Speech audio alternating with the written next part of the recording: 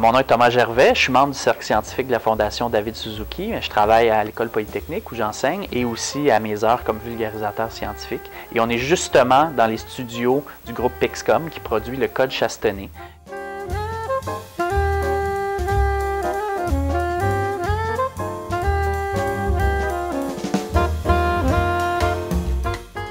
Le bâillonnement des scientifiques, c'est une polémique qui est apparue en février dernier, qui a été présentée par l'Association des communicateurs scientifiques à Vancouver dans un congrès. Et ça fait le tour de la planète. C'est le fait que le gouvernement actuel veut avoir une seule voix pour ces scientifiques et contrôler, en fait, les empêcher de communiquer eux-mêmes leurs recherches en leur propre nom.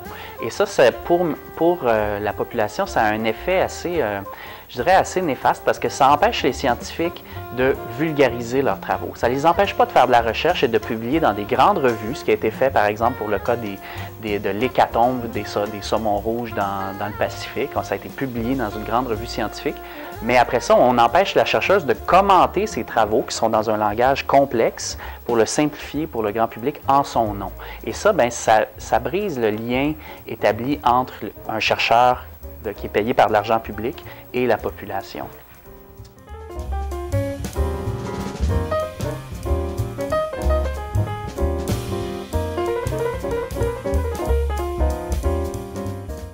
Dans le cas de l'Institut Maurice Lamontagne qui a été fermé, ça c'est une coupure directement en océanographie et dans la recherche qui se fait sur le fleuve Saint-Laurent. Il y a au moins 8 scientifiques à ma connaissance qui travaillaient sur des contaminants dans le Saint-Laurent et comment prévenir, essayer de faire un suivi de la qualité de l'eau puis de la qualité de l'environnement marin dans le Saint-Laurent. Alors, c'est sûr qu'en coupant des ressources comme ça, on a plus de difficultés à comprendre les enjeux reliés au Saint-Laurent. Et il ne faut pas se le cacher, le Saint-Laurent, c'est la veine cave du Canada. C'est le grand collecteur d'eau de l'Est du Canada. La majeure partie de l'activité économique canadienne est située le long des berges du Saint-Laurent et le long des grands lacs qui se déversent dans le Saint-Laurent. C'est donc un enjeu majeur.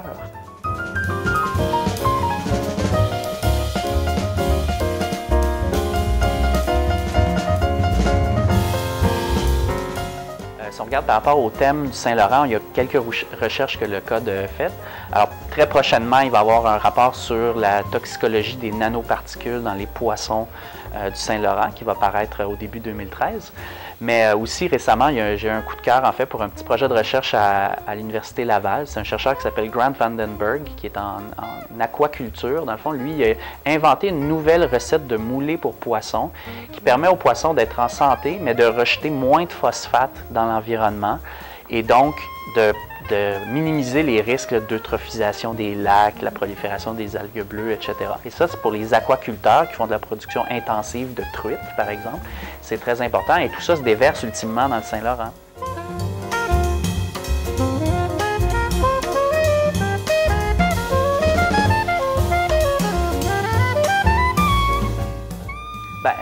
Récemment, au Code, on a eu une discussion sur le recyclage des produits informatiques. Ça, c'est quelque chose que, personnellement, je trouve intéressant parce que ça génère beaucoup de déchets, l'électronique, c'est des appareils complexes. Et on parlait, entre autres, de l'approche cradle to cradle, l'approche berceau à berceau. En fait, c'est ma collègue Binan Vivan au Code qui a apporté ce point-là que je trouvais très intéressant.